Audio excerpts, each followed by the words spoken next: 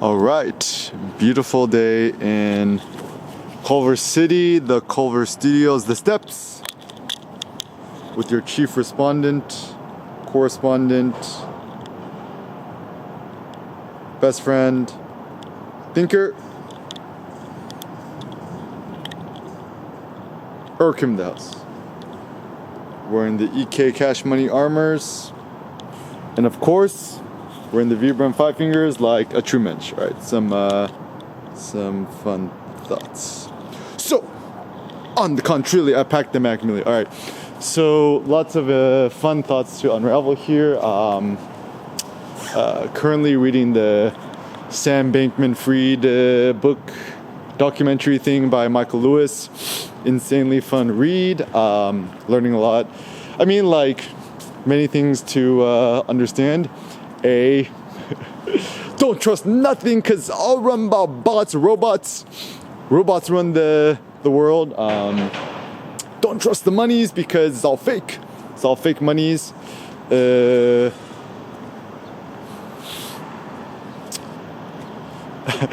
I'm like, apparently I was reading the book. This is quote like, Sam Bankman Fried is like Kanye. I'm like, whoa, Sam Bankman Fried is kind of like Kanye, the Kanye worlds. I mean, I haven't finished really reading the book yet, but actually, like, it's so funny. Like, this is where it's good that I'm like so off the grid thinking. I'm like, am I the only crypto speculator, Bitcoin trillionaire, who's kind of intentionally ignorant about the news? And I think it's a good thing because, I didn't know, like Bitcoin dropped super duper lows. Now it's back up. It's currently as I speak, breaking the $37,000 a Bitcoin barriers.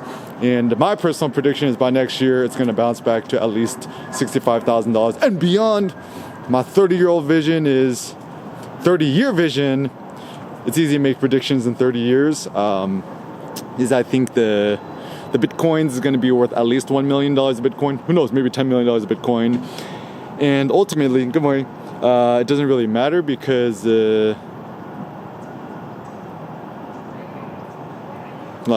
money's all fake anyways. I mean, just read my essay on it, is philosophy of Bitcoin, just Googles it.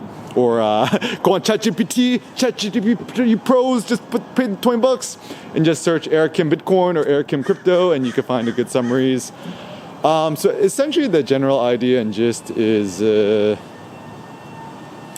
I think, the reason why I like crypto and stuff like that and Bitcoin, I don't know, it's just like, it's like fun, it's kind of optimistic, you don't take the world too seriously. Even Sam Bankman Fried, it's like, does he think like AI? Actually, so one thing that's been useful about using ChatGPT, pay the pro version. ChatGPT 3.5, it sucks. ChatGPT 4, the pro version, it's like at least 1,000x better. And also, you have access to DALL-E 3, the image generation tool. It's probably like the world's most interesting advent of information. Oh, also added an AI workshop to the lineup. So just Google Eric Kim workshops and check it out. So essentially what I find interesting about all this is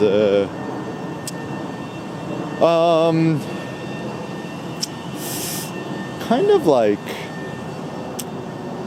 the hijacking of care, politics, the media, etc. It seems like once people get really, really rich, what they're trying to do is they're trying to pay for influence via politics. But even as our buddy Sam says, you can't buy people. I mean, it's funny because like I've intentionally stayed and remained ignorant of all these matters, and it was kind of good because I don't become as emotional. So some things that I learned is like the best way to not get emotional about the news, just don't read the news. Other things I've learned too is that like it's impossible to know if something was written by ChatGPT or if it wasn't, and therefore as a consequence, one should put zero faith on anything on the internet.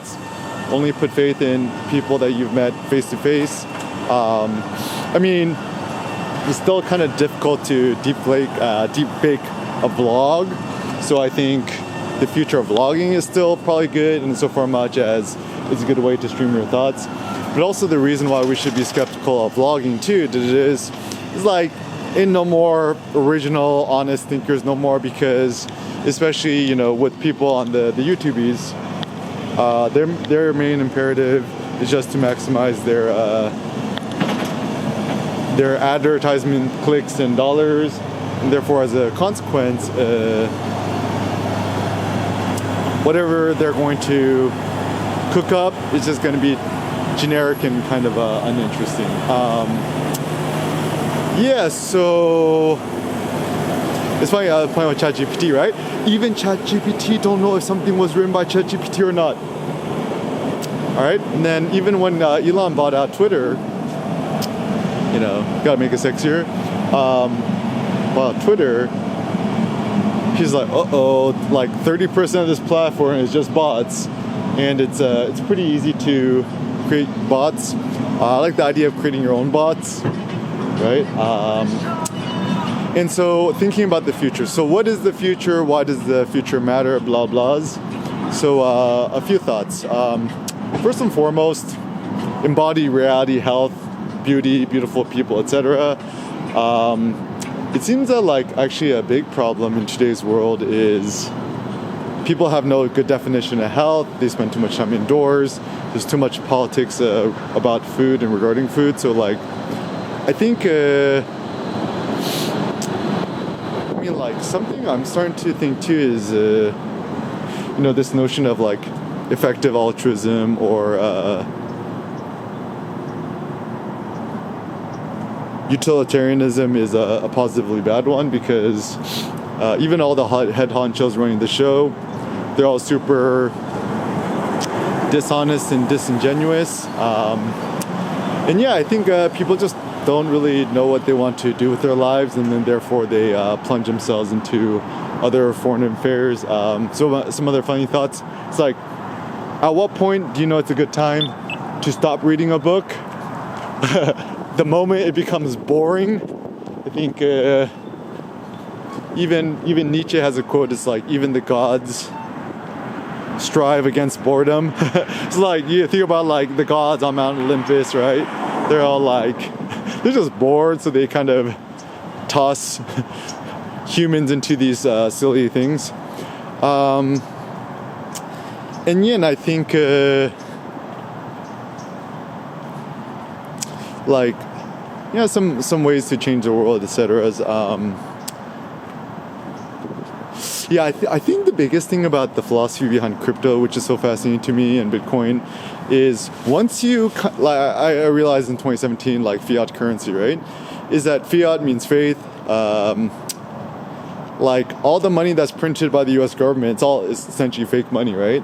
And once you start to detach yourself from notions of self-value and worth based on the number of ones and zeros in your bank account, seems like a good idea.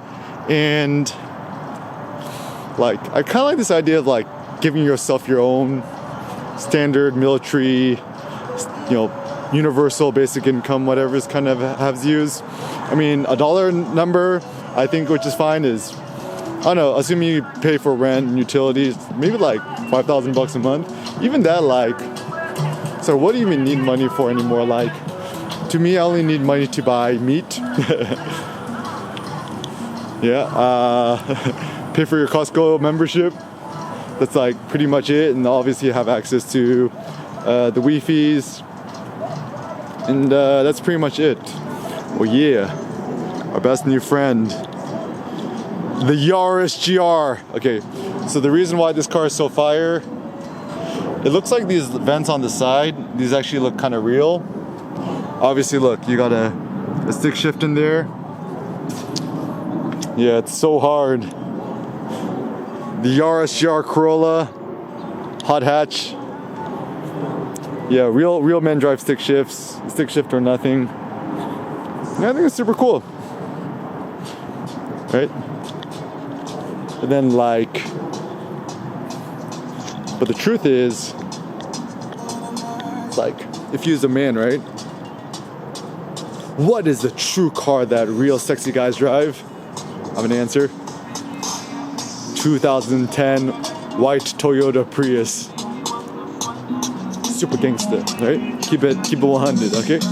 Some other things which are worth considering is, don't put faith in nobody. Like true wealth is just not being broke. And reading is a luxury. Also another thought too is like, what is the best way to read a book? Very simple. iPad Pro, the small one, the 11-incher. No accessories. Standing while in the direct sun. Take on the sun is a fun idea. And I think like to be genuine, to be a free thinker is kind of the goal.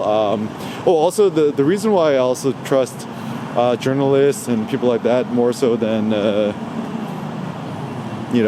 quote unquote experts is that I think journalists have a good critical outside eye. So Going Infinite by Michael Lewis, insanely fun read. And I think reading, it shouldn't be an imperative. Like the general idea is that, the more books you read, the more virtuous you're going to be and the more better of a person you're going to be, right?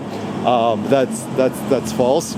So anyone who's like, I read 1,000 books a week, it's like, 99% of that you read is just kind of unimportant, right? A better thing to consider is like even like Nietzsche is like, I only have about like 5 or 10 books on my bookshelf, and even my general thought is it's better to have 3 books you really, really like and reread them over and over again, like the Iliad or the Odyssey or whatever, than seeking a new book. Even with the books, I'm like super insanely picky about the books I decide to read because most of them are just not interesting. The easiest way to judge your appetite for a book is whether you find it entertaining or not. And ironically enough, for me, often the most quote-unquote difficult books are actually the most entertaining to me. So philosophy, if it changes your thinking or challenges your thinking, all the books by Nietzsche, in my opinion, are good. Nassim Taleb, all of his books, I've read them all. They're really good. And then after that, most thinkers tend to not be very interesting or good. And I think that's the biggest impetus that I have for writing, blogging, vlogging, jotting out my thoughts and sharing my thoughts is, I'm just so dissatisfied with all the other information out there. So like our best friend Gandhi say, be the change in which you wish to see manifest in the world.